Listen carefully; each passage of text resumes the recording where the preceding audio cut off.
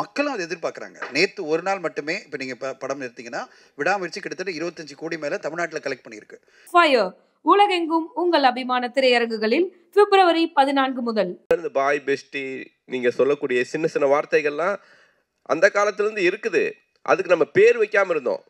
கள்ளக்காதல்னு இருந்துச்சு, ஓகேங்களா? எல்லாத்துக்குமே ஒரு ஒரு பேரை இப்போ வச்சிருக்காங்க, அவ்வளோதான். எல்லா காலகட்டத்திலையும் எல்லா விதமான உறவுகளும் இருந்திருக்குது. இப்போ அதுக்கு நமக்கு பேர் வச்சு அதுக்கு ஒரு அடையாளப்படுத்தி இப்போ நமக்கு மீடியா பவர்ஃபுல்லாக இருக்கிறதுனால இந்த 2K ஜென்ரேஷன் பசங்க மட்டும்தான் வந்து ரொம்ப வந்து கெட்டுப்போன மாதிரியான ஒரு பிம்பத்தை உருவாக்கி இருக்கிறோம். இப்போ அட் எ டைம் பார்த்தீங்கன்னா ஒரு காலகட்டத்தில் 20-30 படங்கள் பண்ணிட்டு இருந்த தமிழ் சினிமாவில் 7 படங்கள் தான் ப்ரொடக்ஷனே போயிட்டுருக்கு. ஸோ இதுக்கு எல்லாமே காரணம் இவ்வளோ படங்கள் வந்து சக்ஸஸ் ஆகாமல் போனது தான். ஆனால் அது ஒரு பெரிய படம் வரும்போது வேறு வழி கிடையாது. ஏன்னா எல்லாமே ஒரு 900 திரையரங்கில் இந்த படத்தை வெளியிடணுன்றது டிஸ்ட்ரிபியூஷன் ரெக்குவயர்மெண்ட் இருக்குது. மக்களும் அதை எதிர்பார்க்குறாங்க. நேற்று ஒரு நாள் மட்டுமே இப்போ நீங்கள் படம் எடுத்தீங்கன்னா விடாமுயற்சி கிட்டத்தட்ட 25 கோடி மேலே தமிழ்நாட்டில் கலெக்ட் பண்ணியிருக்கு. அப்போது அந்தளவு ஆடியன்ஸ் வந்து ஓப்பனிங் கொடுக்க ரெடியாக இருக்காங்க பெரிய நடிகர்கள் நடித்த படங்களுக்கு. ஆனால் அதே ஒரு சின்ன படம் வரும்போது ஆடியன்ஸ் வந்து செலக்டிவாக பார்க்குறாங்க. அந்த செலக்டிவாக எப்படி பார்ப்பாங்கன்னா நீங்கள் என்ன சொல்கிறீங்க வச்சு தான் பார்ப்பாங்க. ஊடகங்கள் என்ன சொல்லுது, படத்தை பற்றி படம் ஃபஸ்ட்டு பார்த்த ஊடகங்கள் என்ன சொல்கிறாங்க, அடுத்ததாக ஃபஸ்ட்டு ஷோ பார்க்குறாங்களே அவங்க எப்படிப்பட்ட ஒப்பீனியன் கொடுக்குறாங்க வச்சு தான் அடுத்த கட்டமாக ஆடியன்ஸ் வராங்க. அப்போது சிறுமற்ற மீடியம் பட்ஜெட் படங்கள்லாம் நம்பி இருக்கிறதே வந்து ஊடகங்கள் என்ன சொல்லுது, ஃபஸ்ட்டு ஷோ பார்க்குற ஆடியன்ஸ் என்ன சொல்கிறாங்களோ அதை நம்பி தான் இருக்காங்க. அதை வந்து நீங்கள் ஒரு பேலன்ஸ்டாக சப்போர்ட்டிவாக பண்ணும்போது அந்த படங்களுக்கு ஒரு சின்ன டேக் ஆஃப் இருக்குது. பெரிய நடிகர் நடித்த படத்துக்கு அது பிரச்சனையே கிடையாது. எதிர்பார்ப்பில் இருக்கிற படத்துக்கு பிரச்சனையே கிடையாது. ஆடியன்ஸ் உள்ளே வந்துடுறாங்க. அது மட்டுமே பத்தாது இல்லை இண்டஸ்ட்ரிக்கு. இன்றைக்கி ஏன் கேரளா ஷட் டவுன் ஆகுதுன்னா ஒரு 10 படம் தான் வெற்றி அடையுது. அவங்களுக்கும் 220 படம் வந்தது லாஸ்ட் இயர். அதில் 10 படம் தான் வெற்றி அடையும் போது அவங்க இப்போ என்ன சொல்லிட்டாங்க, இந்த இண்டஸ்ட்ரி தாங்காது, இவ்வளோ பேர் ஃபெயிலியர் ஆகிட்டாங்க, இவ்வளோ பேர் லாஸ் ஆகிட்டாங்க, அப்போ நம்ம ஷட் டவுன் பண்ணி காஸ்ட்டை குறைக்கணும், எல்லாத்தையும் குறைக்கணும் அப்படின்னு மூடுக்கு வந்துட்டாங்க. இது இப்போ டிஸ்கஷனில் இங்கே நம்முடைய அசோசியேஷன் எல்லாம் அதான் போயிட்டுருக்கு. லவ் ஸ்டோரியை பற்றி கேளுங்க. ஏன்னா ஒரு 10 நிமிஷத்தில் பேசிட்டு நம்ம எல்லாம் கிளம்பிடலாம். மற்ற கேள்விகள் வேண்டாம். இந்த ஒரு 2 ப்ரொடியூசரை கூட்டிகிட்டு வந்தேன் நான் படம் பண்ணலான்ட்டு. ரைட்டாக தனஞ்சயன் சார் பேசுனதில் பதட்டமாயிட்டார். ரொம்ப ரிஸ்க் அதிகமாக இருக்கும் போல தெரியுது. நான் இப்போ யோசிக்கிறேன், இந்த ப்ரொடியூசரை கூப்பிடாமே இருந்திருக்கலாமோ. வெங்கடேசன் சார் எந்திரிங்க. சார் தான் எனக்கு என்ன சார் தெரியும், பாசிட்டிவான விஷயங்களை பேசுன்னு தான் படமே எடுக்கிறோம். சரி, ஓகே. எனிவே சார் பயப்படாதீங்க, நான் இருக்கேன், டோன்ட் வரி. சார், படத்தோட ட்ரெய்லரில் காதலை பற்றி பேசும்போது இப்போ உள்ள ஆட்களுக்கு ஏதோ காமம் தான் முக்கியம் அப்படிங்கிற மாதிரி ஒரு வரி வருது. 2K கிட்ஸ்லாம் அப்படி தான் இருக்காங்களா? என்ன சொல்ல வரீங்க இந்த படத்தில்? இல்லை, அப்படி அந்த ட்ரெய்லரில் வரல. காதல் வர்றதுக்கு முன்னாடி ஒரு ஹியூமனாக காமம் தான் ஃபஸ்ட்டு வரும். அது ஆதாம் ஏவாள் காலத்துலேருந்தே அதுதான். ஸோ அதுதான் நெகட்டிவ் ப்ளஸ் பாசிட்டிவ்ங்கிறதே. அதைத்தான் இந்த கதையில் சொல்கிறோம். இந்த உலகம் பார்க்குற மாதிரி எங்களை எதுக்கு வாழ சொல்கிறீங்க, நாங்கள் ஃப்ரெண்ட்ஸ் அப்படிங்கிறது தான் அவன் சொல்லுவான். அஸ் ஏ ஹீரோவுடைய டாக்கே வந்து ஒரு இத்தனை வருஷம் அவன் கூட பழகுறேன், எந்த மொமெண்ட்லேயுமே அப்படி ஒரு தாட்டே வந்தது கிடையாது. எந்த பொண்ணாக இருந்தாலும் காதல், ஒரு பொண்ணு மேலே காதல் வர்றதுக்கு முன்னாடி ஒரு க்ரஸ்ஸோ ஒரு காமமோ அது வந்து அது வந்து நீங்கள் க்ரஸ்ன்னு சொல்லலாம். அது உண்மையான வார்த்தை, அது காமம் தான். காமத்துக்கு அப்புறம் தான் காதல் வரும், காமத்துக்கு அப்புறம் தான் கல்யாணம் நடக்கும். அதான் சார். சுசி சார், இப்போது 2K லவ் அப்படின்னா இப்போ அட்வான்ஸாக போயிட்டானுங்க. முன்னெல்லாம் வந்து பார்க்குறது அகத்தின் சார், இவர் சாலமன் சார் சொன்ன மாதிரி தான், பார்க்காமே காதல் இருந்தது. அதுக்கப்புறம் கொஞ்சம் பார்த்தாங்க, தள்ளி தள்ளி கையை காட்டினாங்க. இப்போது பார்த்த உடனே பைக்கில் கூப்பிட்டு போயிட்டே இருந்துறானுங்க. இதுக்கு நடுவில் பாய் பேசின்னு ஒருத்தன் வரான். பார்த்தோன்னே நீங்கள் கூட்டிகிட்டு போனீங்களா? இப்போ 2K இல்லை, பார்த்தோன்னே நீங்கள் கூட்டிகிட்டு போனீங்களா? அப்படிலாம் யாராவது வர்றாங்களா? இப்போ அட்வான்ஸ் அப்படிலாம் 2K கிட்ஸை பற்றி நெகட்டிவாக சொல்லாதீங்க, ஒத்துக்க மாட்டேன். நான் நெகட்டிவாக சொல்லலை, அடுத்த செகண்டே பிக்கப் ஆகிடுது. அப்படிலாம் பிக்கப் ஆக வாய்ப்பே இல்லை சார். என்ன சார், பசங்களை பின்னாடி பாருங்க சார், அவனுங்களாம் வந்து பசங்க குமுறது தெரியும் சார். பின்னாடி 90s நிறைய பேர் இருந்தாங்கன்னா எல்லாருக்கும் தெரியும்.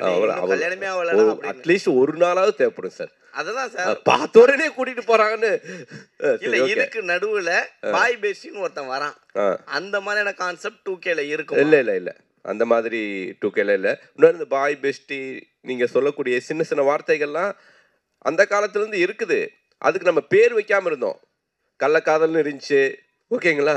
எல்லாத்துக்குமே ஒரு ஒரு பேரை இப்போ வச்சுருக்காங்க, அவ்வளோதான். எல்லா காலகட்டத்திலையும் எல்லா விதமான உறவுகளும் இருந்திருக்குது. இப்போ அதுக்கு நமக்கு பேர் வச்சு அதுக்கு ஒரு அடையாளப்படுத்தி இப்போ நமக்கு மீடியா பவர்ஃபுல்லாக இருக்கிறதுனால இந்த 2K ஜென்ரேஷன் பசங்க மட்டும்தான் வந்து ரொம்ப வந்து கெட்டுப்போன மாதிரியான ஒரு பிம்பத்தை உருவாக்கியிருக்கிறோம். இன்னொன்று எல்லா காலம் 80ஆக இருக்கட்டும் 90ஆக இருக்கட்டும், நான் 96 நான் இன்னும் நான்லாம் வந்து டிவி பார்த்தே கெட்டு போறியாடான்னு நம்ம திட்டுவாங்க.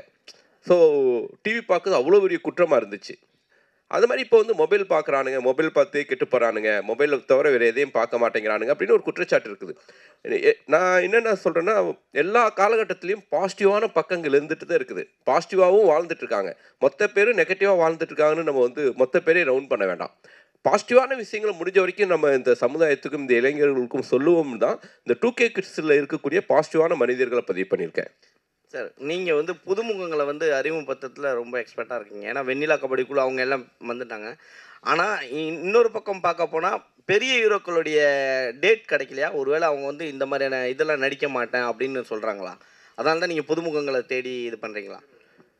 இல்லை, நான் வந்து பாயமொழி கதை மட்டும் பாண்டி நாடு ஹிட்டுக்கு அப்புறம் விஷால் ரொம்ப வந்து என்கிட்ட வந்து ரெக்வஸ்ட் பண்ணி கேட்டதுக்காக நான் வந்து பாயமொழி கதை வந்து விஷாலுக்காக எழுதினேன்.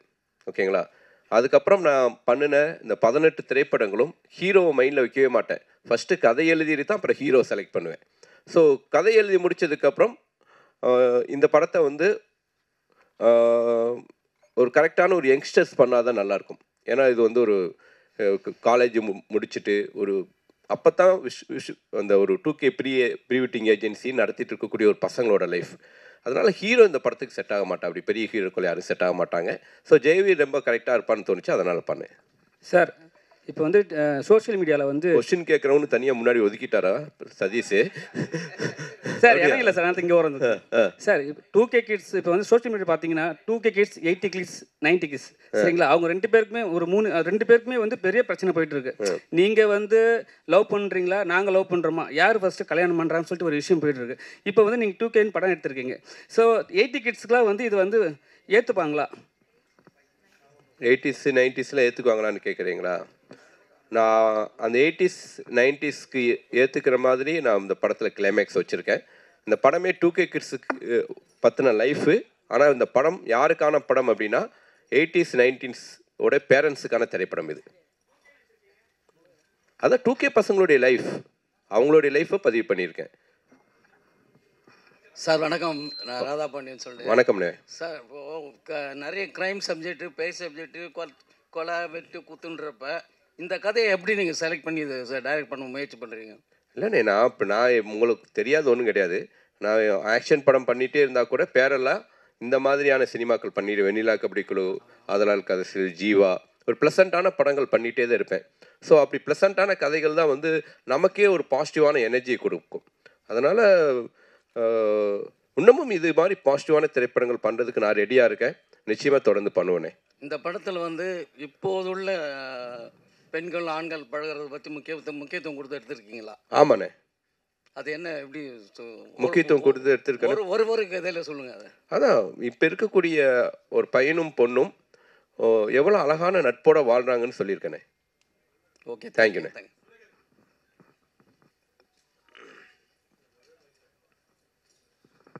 சார், காலேஜஸில் ப்ரமோட் பண்ண போகிறீங்கன்னு சொல்லியிருந்தீங்க. அது ப்ரீ ரிலீஸாக பண்ண போகிறீங்களா, இல்லை ஒவ்வொரு காலேஜுக்கும் தனியாக டிக்கெட் வாங்கி அந்த மாதிரி கொடுத்து அந்த மாதிரி பிளான் பண்ணிட்டு? இப்போ வந்து 4 ஃப்ரேம்ஸில் தான் ஷோ ப்ளே பண்ணுறேன்.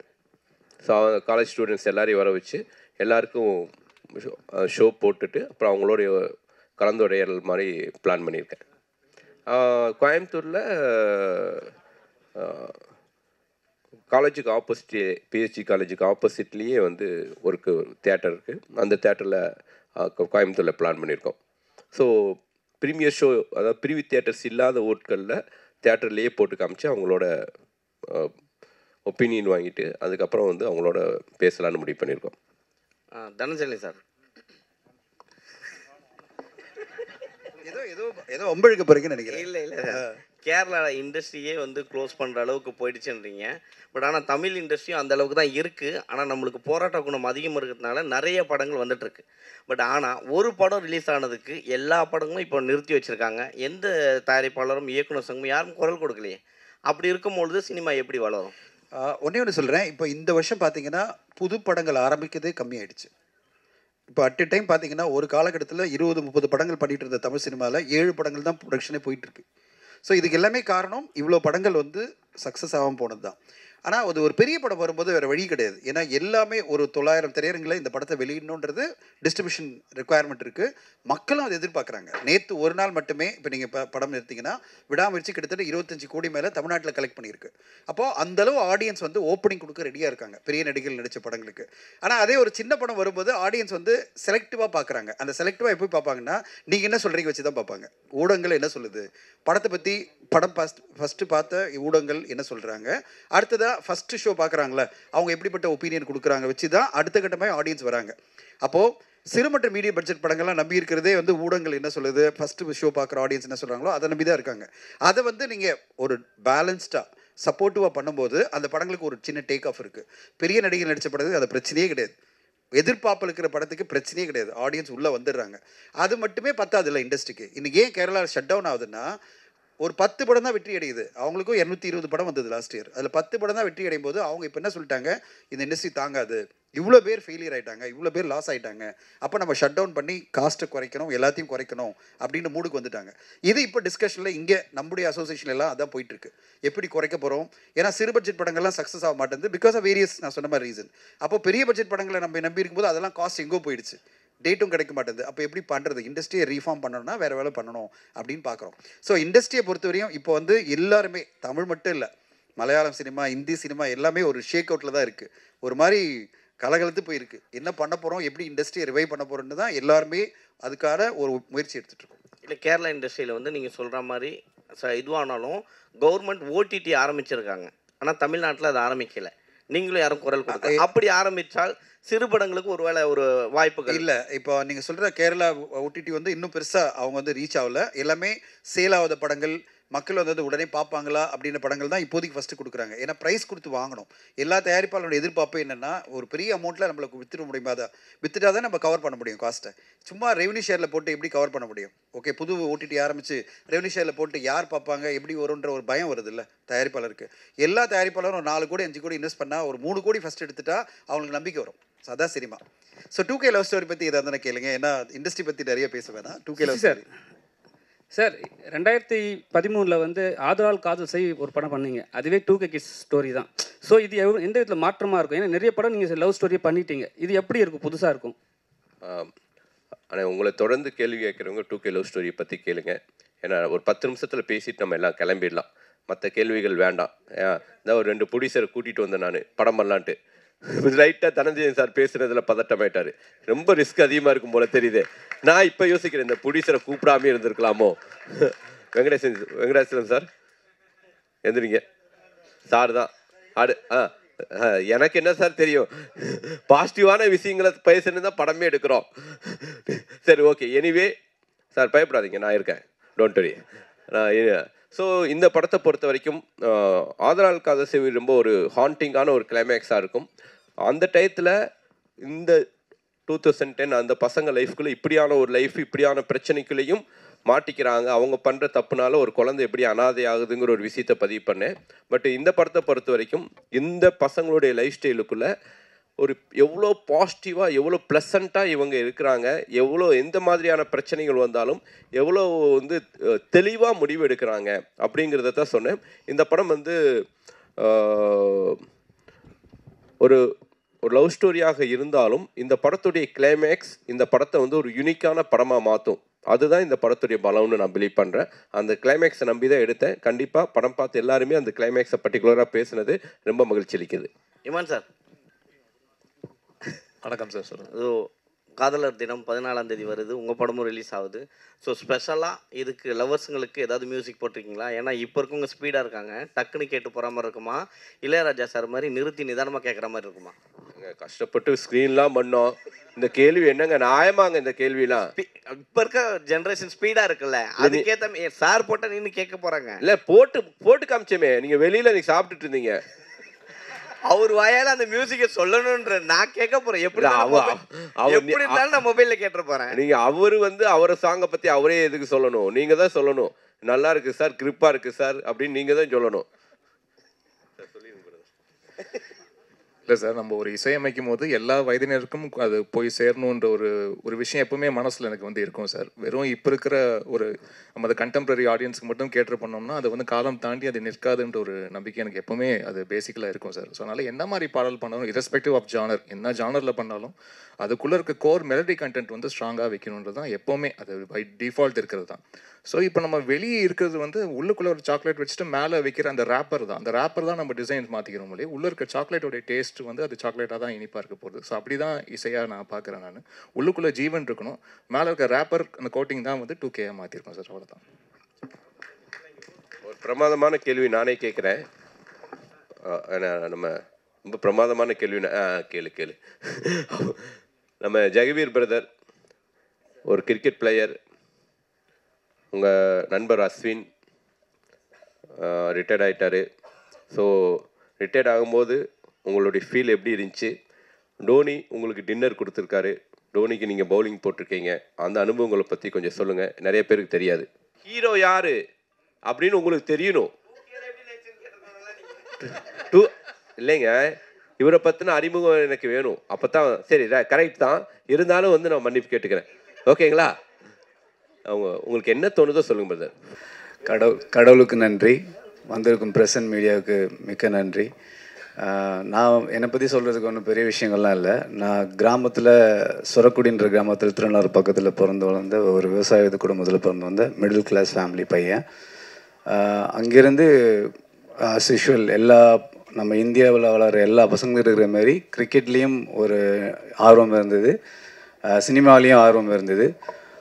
சின்ன வயசில் கிராமத்தில் நிறைய ஸ்டேஜில் டான்ஸ் ஆடி அதுலேருந்து வர கிளாப்ஸு அங்கே தூக்கிட்டு போய் கொண்டு வந்து விட்ட விஷயங்கள் வந்து மனசில் ஆழமாக பதிஞ்சிருந்தது. ஸோ கிரிக்கெட்டும் ஃபாலோ பண்ணி போயிட்டு இருந்தேன். சினிமா சைட்லேயும் ஒரு ஆசை இருந்துச்சு. ஆனால் சினிமா சைடில் வர்றது வந்து அவ்வளோ ஈஸியான விஷயம் இல்லை. கிரிக்கெட் ஆனால் நீங்கள் விளாண்டுட்டே இருக்கலாம் ரெகுலராக, அதை நான் பண்ணிகிட்டு இருந்தேன். அப்புறம் குடும்ப சூழ்நிலை காரணமாக எனக்கு கீழே தம்பி தங்கச்சிலாம் இருந்தாங்க. அந்த ரெஸ்பான்சிபிலிட்டி காரணமாக நான் கிரிக்கெட் மட்டும் படிச்சுட்டு படிப்பில் கவனம் செலுத்த ஆரம்பித்தேன். ஆஸ் யூஷுவல் எல்லா மிடில் கிளாஸ் ஃபேமிலியும் சொல்கிற மாதிரி +2 முடிச்சிரு, அடுத்து டிகிரி முடிச்சிரு, அடுத்து ஒரு வேலையை வாங்கிடு அப்படின்னாங்க. அதுலேயே என் வாழ்க்கை போயிடுச்சு மோஸ்ட்லி. கடவுள் புண்ணியத்தில் நல்ல வேலை கிடச்சி ஆஸ்திரேலியாவில் போய் செட்டில் ஆகினேன். அங்கே ஆனால் கிரிக்கெட்டை விடாமல் தொடர்ந்து விளாண்டுட்டு இருந்ததுனால நேஷ்னல் பி டீம் வரைக்கும் விளாண்டுட்டு இருந்தேன். அப்போ இந்தியா டீம் வரும்போது அந்த டீமுக்கு ஆப்போனண்ட்டாக ப்ராக்டிஸ் மேட்ச் விளாண்டேன். ஸோ அது வந்து எனக்கு பெரிய விஷயமா இருந்தது. ஏன்னா நம்ம இந்தியாவுக்காக விளாட்ணும் அப்படின்ற ஒரு சூழ்நிலை தாண்டி, ஆனால் விளையாட்டு மேலே உள்ள ஆர்வத்தினால கடைசியில் கிரிக்கெட் வந்து இந்தியாவுக்கு ஆப்போசிட்டாக விளாண்டேன். ஸோ தோனி, விராட் கோலி, அஸ்வின் பிரதர், சுரேஷ் ரெய்னா இதுமாரி அவங்களோட ப்ராக்டிஸ் மேட்ச்லாம் நிறைய விளாண்டுருக்கிறேன். பட் அங்குள்ள சூழ்நிலையால் திரும்பியும் குடும்ப சூழ்நிலை தானால என்னால் கண்டினியூ பண்ண முடியல கிரிக்கெட்டை. So back to cinema. அங்கே இருக்கும் போதே நான் டைரக்ஷன் கோர்ஸ் படிச்சிருக்கிறேன், எடிட்டிங் கோர்ஸ் படிச்சிருக்கிறேன், ஆக்டிங் கோர்ஸ் படிச்சிருக்கிறேன். இப்படி ப்ரிப்பேர்டாக இருந்தேன். இடையில கோவிட் லாக்டவுன் வந்துச்சு. ஸோ அந்த கோவிட் லாக்டவுனில் ஐ வாஸ் திங்கிங், நம்ம இது வரைக்கும் குடும்பம், அண்ணன் தம்பி இந்தமாரி ரெஸ்பான்சிபிலிட்டியோடு வந்துட்டோம். ஆனால் இது வரைக்கும் நமக்காக என்ன பண்ணணும்னு யோசித்து பார்க்கும்போது ஒன்றுமே பண்ணல. வாழ்க்கையும் ஆல்மோஸ்ட் முடிஞ்சிடும். இப்படியே கடன், லோனு, அப்புறம் வீடு கட்டு, நம்ம மிடில் கிளாஸ் நம்ம எல்லாம் பண்ணுற மாதிரி தான். ஸோ அங்கேருந்து வந்த ஒரு பையன்தான் நான். அப்போ யோசித்து வீட்டில் உள்ள சப்போர்ட்னால் திரும்பி சினிமாவை தொடர்ந்து வந்தேன். இப்பயுமே வந்து இந்த வாய்ப்பு வந்து கடவுள் எனக்கு கொடுத்த பெரிய வாய்ப்பாக பார்க்குறேன். ஏன்னா நிறைய பேர் 10-15 வருஷமாக சினிமாவில் போராடிட்டு இருக்கிறாங்க, இன்னமும் வாய்ப்பு கிடைக்கல, லைம் லைட் கிடைக்கல அவங்களுக்குலாம். எனக்கு வந்து ஒரு 3.5 வருஷம்தான். கோவிட் லாக்டவுன் தாண்டி வந்தது வந்து உடனே பிரபு சாலமன் சாரோட ஒரு ட்ராவல் இருந்துச்சு. அது இந்த இயர் 2ல் ஆரம்பிக்க போகிறோம். பட் அதை தாண்டி அண்ணனை வந்து நான் ஒரு ஆக்சிடெண்ட்டாக ஒரு சின்ன ஒரு மீட்டிங்கில் தான் பார்த்தேன். அந்த ஒரு மீட்டிங் வந்து ஜூன் 1 நடந்துச்சு. இப்போ அதுக்குள்ளே February 14 படம் வருதுன்றது வந்து பெரிய ஆச்சரியம். ஆனால் ஒரு படம் எடுத்து முடிக்கிறது வந்து எவ்வளோ கஷ்டன்றது படிக்கும் போதெல்லாம் தெரியல. ஆனால் இப்போ நல்லாவே தெரிஞ்சுது எனக்கு. ஏன்னா படம் எடுக்கிறது ஒரு விஷயம், அது நம்ம கரெக்டான ஆட்களில் போய் சேரணும். அதனால் இப்போ எனக்கு வந்து ரொம்ப ரொம்ப சந்தோஷமாக இருக்குது, எக்ஸைட்டடாக இருக்குது. I think I'm at the right place at the moment. நான் வந்து ஒரு கனவுல கூட கண்டிருக்க முடியாது எல்லோரும் நினச்ச மாரி. இப்போ அங்கே உட்கார்ந்த ஒரு ஆள் வந்து இங்கே ஒரு 3 வருஷத்தில் ஒரு சுசீந்திரன் சார் மாரி ஒரு டைரக்டரும், அப்புறம் இமான் சார் மாரி மியூசிக் டைரக்டர் பண்ணி அது அவங்க மூலியமாக லான்ச் ஆகிறது வந்து எத்தனை பேருக்கு இப்படி ஒரு வாய்ப்பு கிடைக்குன்னு கிடைக்கல. தெரியல. ஸோ அந்த வாய்ப்புக்கு மிக மிக நன்றி. வேறு என்ன சொல்கிறது, ஒரு 1-2 பாசிட்டிவ் பர்சனோடு இருக்கும்போது நம்ம 3ஆவதாக ஒரு பாசிட்டிவ் பர்சனாக ஆகும். அதுக்கான வாய்ப்புகள் அதிகம். ஸோ அப்படி பார்க்கும்போது இந்த படம் ஃபுல்லாகவே எல்லாருமே பாசிட்டிவ். படமும் நல்லா பாசிட்டிவாக சூப்பராக எனர்ஜெட்டிக்காக வந்திருக்கு. அதை தாண்டி அதை கரெக்டாக கொண்டு போய் சேர்க்கறதுக்கு இன்னொரு சூப்பர் பாசிட்டிவ் பர்சன் வேணும். அதுக்கு தான் தனஞ்சயன் சார் வந்தார். ஸோ அதோட ரிஃப்ளெக்ஷன் இப்போ நம்ம பார்க்கலாம். நம்ம கடைன்னு இப்போ நிறைய ப்ரொமோஷன் மீடியாஸ் எங்கே இப்போ தான் நடந்துகிட்ருக்குது. ஸோ எனக்கு ரொம்ப நம்பிக்கை இருக்குது. இந்த படம் பிரபு சாலமன் சார் சொன்ன மாரி நட்புக்கும் கற்பு இருக்குது அப்படின்றது தான் ஒன்லைனர். இதை நீங்கள் பார்த்துட்டு கண்டிப்பாக சொல்லுங்கள். தரவாக என்ஜாய் பண்ணுவீங்க. எல்லாருமே ஃபஸ்ட்டு படம் மாரி இல்லாமல் நல்லா நடிச்சிருக்கிறாங்க. ஓல் யூனிட்டே இதில் பாசிட்டிவாக இருந்ததுனால படமும் பாசிட்டிவாக பிஸியாக வந்திருக்கு. ஏதாவது தவறாக சொல்லியிருந்தால் மன்னிச்சிருங்க. நன்றி. ஆக்சுவலி கிரிக்கெட் பிளேயர்லேருந்து எப்படி 2K லவ் ஸ்டோரி ஹீரோ ஆனேன்னு கேட்டிருக்கணும் கொஸ்டின். அப்படி கொஸ்டினை கனெக்ட் பண்ணியிருக்கணும். ஸோ என்னுடைய கதாநாயகிட்ட ஏதாவது கான்ட்ரவர்சியான கேள்விகள்? சரி, ஓகே மீனாட்சி, இது உங்களுடைய தேர்ட் ஃபிலிம். எனிவே இது ஒரு 2K கிட்டாக நீ இந்த படத்தில் நடிச்சிருக்க. இந்த படம் பார்த்து முடிச்சதுக்கப்புறம் என்ன ஃபீல் பண்ணீங்க? எல்லாருக்கும் வணக்கம். முதல்ல சார் கதை சொல்லும்போது கதை சொல்லி முடிச்சிட்டாரு. சார் கதை பேர் என்ன சார் அப்படின்னு கேட்டேன். 2K லவ் ஸ்டோரி அப்படின்னாரு. சார் உங்கள் கதை தானா சார்? எப்படி சார் உங்ககிட்ட இருந்து ஒரு ஏன்னா ரொம்ப ப்ரீஸியாக எனக்கு ரொம்ப கனெக்ட் பண்ண சார். சார் நீங்கள் தானே சார் கான்ட்ரவர்சி கேட்டீங்க? நான் ஏன்னா சார் எப்பவுமே ஒரு வில்லேஜ் சப்ஜெக்ட், ஆதலால் காதல் செய்வீர், ஜீவா எல்லாம் ஸ்போர்ட்ஸ் ஜானர் எல்லாமே வந்திருக்கு. But it was such an young film. 2K நான் ஒரு 2K. ஸோ எனக்கு இந்த படம் ஸ்டோரி கேட்கும்போது ரொம்ப ரிலேட்டபிளாக இருந்துச்சு. ஸோ அதனால சொன்னேன் சார். சாரி. பட் ஐயோ ஏங்க மைக் கொடுத்தீங்க? இல்லை நான் இப்போ பேசு சார். இந்த படத்தில் நடித்ததில் ரொம்ப சந்தோஷம். அண்ட் சுசி சாரோட 3ஆவது படம். எல்லா படத்துலையும் ஃப்ரம் த பிகினிங் சார் படம் பார்த்து இருக்க. அந்த படத்தை நீ படம் பார்த்ததுக்கப்புறம் என்ன ஃபீல் பண்ணேன்னு கொஸ்டின் கேட்டேன். படம் பார்த்து என்ன ஃபீல் பண்ணேன்னா, it's very very colourful, breezy. And ரொம்ப நாள் ஆச்சு ஒரு படம் ரொம்ப லைட் வெயிட்டடாக. ஃபர்ஸ்ட் ஹாஃப் ஜாலியாக போச்சு. செகண்ட் ஹாஃப் சுசி சாரோட ஸ்ட்ரென்த் நான் நினைக்கிறேன் காமெடின்னு நினைக்கிறேன். அது படம் த்ரூ அவுட்டாக இருந்துச்சு, ரொம்ப என்கேஜிங்காக இருந்துச்சு. அண்ட் Feb 14 அன்னைக்கு it's a perfect film to watch. So கண்டிப்பாக நீங்கள் எல்லாரும் February 14 படத்தை பார்க்கணும், சப்போர்ட் பண்ணணும்னு கேட்குறேன். தேங்க்யூ. நன்றி. சோபி மாஸ்டர் ஃபஸ்ட்டு விட்டு கொடுத்து போடா சாங்கு மாஸ்டர் 3 நாளில் சாங் பண்ணணும் மாஸ்டர் அப்படின்னு கோயம்புத்தூர் கூப்பிட்டு வந்தேன். அவர் கூட்டிகிட்டு லொக்கேஷன்லாம் பார்த்தாரு. ஏன்னா அதாவது எக்ஸலண்ட்டாக இருந்துச்சு. இந்த படத்துக்கு மிகப்பெரிய இந்த சாங்க்கு பணம் கோயம்புத்தூர் லொக்கேஷன் மேனேஜர் மனோக்கு என்னுடைய நன்றி. அற்புதமான லொக்கேஷன்ஸ் காமிச்சார். ஒரு பெரிய செட்டு போட்ட மாதிரி இருந்துச்சு. ஸோ சோபி மாஸ்டர்கிட்ட 3 நாள் பண்ண சாங் பீட்டு கேட்டோன்னே, சார் இந்த புது பசங்களை வச்சுட்டு 3 நாள் எடுக்கிறதுலாம் ரொம்ப கஷ்டம் சார், பேசாமல் என் அஸ்டண்ட் வச்சு எடுத்துலாமான்னு கேட்டார். தயவு செஞ்சு மாஸ்டர் எனக்கு நல்லா வரணும் அவ்வளோதான் அப்படின்ட்டு மாஸ்டர்கிட்ட சொல்லி அதை சாங் ஷூட் பண்ணோம். ஃபாரஸ்ட் சாங் மொத்தமாகவே மாஸ்டர் ஒரு அந்த சாங்க்கு நான் மைண்டில் விஷுவல் நான் நினச்சி பார்க்க முடியாத ஒரு விஷுவலை கொடுத்தீங்க. அது எப்படி மாஸ்டர்? எனக்கு அந்த கொஸ்டின் நான் கேட்கணுன்னு நினச்சேன். சரி, உங்கள்கிட்ட ஏதாவது கொஸ்டின் கேட்க சொல்லியிருக்காங்க, தயவு செஞ்சு ஏதாவது பதில் சொல்லிடுங்க. அப்படிலாம் வித்தியாசமெல்லாம் யோசிக்கல சார். நீங்கள் ஃபாரஸ்ட்டுன்னு சொன்னீங்க, நேரம் போய் சரி பார்த்தோம் அங்கே என்ன இந்த சாங்க்கு அந்த இடத்துல எப்படி செட் பண்ண முடியும்னு. ஆக்சுவலி நம்ம காஸ்டியூம்லாம் வேறு ஒன்று தைச்சிட்டோம் இல்லை சார், வேறு ஒரு காஸ்டியூம் ரெடி பண்ணிட்டாங்க. பட்டு அந்த இடத்துல நமக்கு நாங்கள் பார்க்கும்போது அந்த ஃபாரஸ்ட்டுக்கு விஷுவலாக நம்ம சவுண்டாக ஒன்று கேட்போம்ல, அந்த கதையும் வரணும், சேம் டைம் ஒரு அதுவும் ஒரு கிட்டத்தட்ட ஒரு ப்ரீ வெட்டிங் ஷூட் மாதிரி தான்.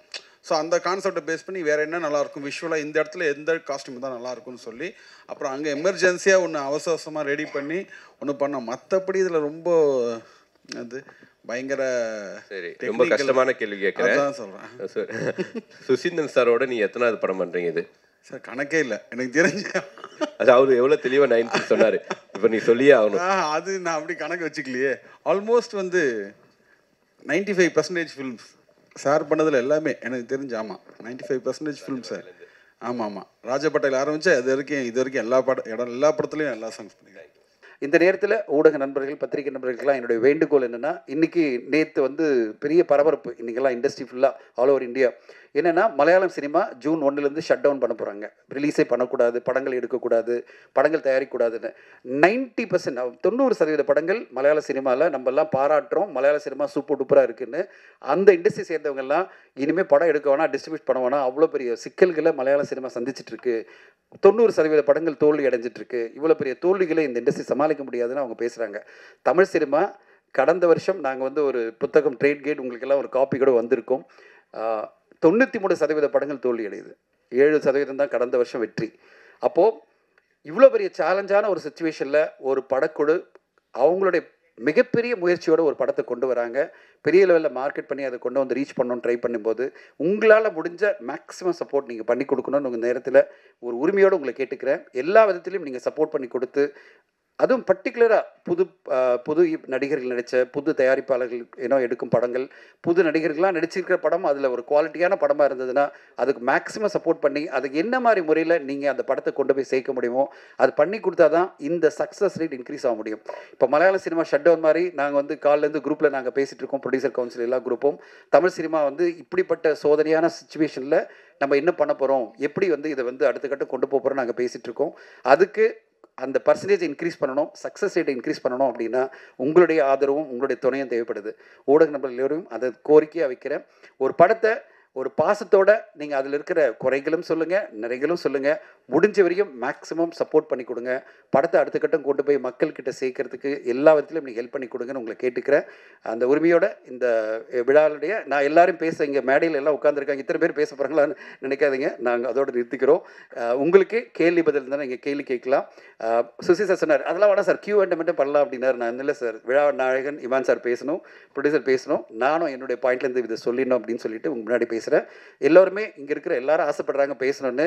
ஆனால் நாங்கள் உங்கள்கிட்டருந்து ஏதாவது கொஷின்ஸ் இருந்தால் உங்கள் கேள்விகளுக்கு பதில் சொல்லிவிட்டு விழா 3 மணிக்குள்ளே முடிச்சிடலாம் அப்படின்னு சொல்லிட்டு, ஏதாவது 12 to 3 அந்த டைம் ஸ்லாட்டில் முடிக்கலாம் ட்ரை பண்ணுறோம். உங்களுடைய கேள்விகள் எதாவது கேளுங்க. 2K லவ் ஸ்டோரி அடுத்த வாரம் வேலண்டைன்ஸ் டே அன்னைக்கு ஒரு சரியான படமாக திரு டைரக்டர் திரு சொன்னார், திரு பிரபல் சாலமன் சொன்ன மாதிரி இந்த படத்தை டைரக்டர்ஸ்லாம் பார்த்து பேசும்போது அவங்க சொன்ன விஷயந்தான், இளைஞர்கள் கையில் இந்த நாடு நல்ல ஸ்ட்ராங்காக தான் இருக்குது அப்படின்றத ஒரு அருமையான கான்செப்ட். அதாவது நம்ம நினைக்கிறோம் இளைஞர்கள்லாம் ரொம்ப கெட்டு போயிட்டாங்க, எப்போ பார்த்தாலும் வந்து டாஸ்மாகில் உட்காந்துருக்காங்க, இல்லை வந்து தவறான ஒரு பழக்கத்துக்கு அடிமை ஆயிட்டாங்க, இல்லை இவங்களுடைய காதல்லாம் புனிதம் இல்லை அப்படின்னு பல பேர் கருத்து இருக்குது. பல பேரண்ட்ஸ் எல்லாம் வந்து பயப்படுறாங்க இந்த இளைஞர்கள்லாம் கெட்டு போயிட்டாங்க போல இருக்கேன்னு. இந்த படம் சுசி சாருடைய இந்த படம் ஒரு பெரிய அவேக்கனிங், பெரிய ஒரு கான்ஃபிடன்ஸை கொடுக்கும், இளைஞர்கள் சமுதாயத்தின் மீது ஒரு பெரிய நம்பிக்கை கொடுக்கும். அப்படிப்பட்ட ஒரு படமாக தான் 2K லவ் ஸ்டோரி. அடுத்த வாரம் நீங்கள் பார்த்துட்டு இதுக்கு பிறகு நாங்கள் சொன்னதெல்லாம் சரியாக இருக்கா, இதெல்லாம் சரியாக தான் சொல்லியிருக்காரா, நாங்கள் சொன்ன கருத்தோட இந்த படம் உங்களுக்கும் உடன்படுதா அப்படின்றத நீங்கள் சொல்லுங்கள். உங்களுடைய ஆதரவு வேணும். இந்த படத்துக்கு ஒரு பெரிய லெவலில் யூத் மத்தியில் போய் ரீச் ஆகிறதுக்கு சப்போர்ட் பண்ணி கொடுங்கன்னு உங்களை எல்லோரும் கேட்டுக்கொள்கிறேன். நன்றி, வணக்கம், தேங்க்யூ.